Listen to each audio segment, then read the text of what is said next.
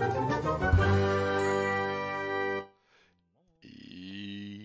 you guys, it's Bitcher here. Today we've got another package, and I'm really excited to check it out with you guys. And the one and other might already know what this is all about. It is a little shirt I found on AliExpress, and it is the trikot or jersey from the Tampa Bay Buccaneers.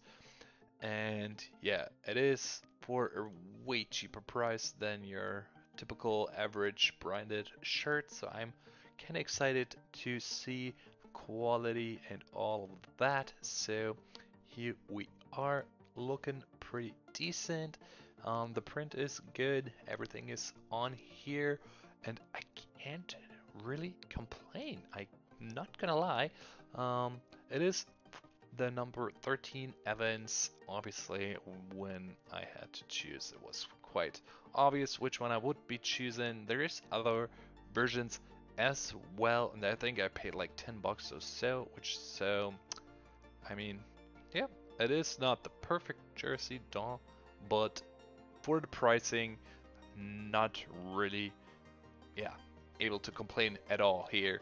Um, so yeah, feel free to check it out, and that's gonna be it for today, you guys.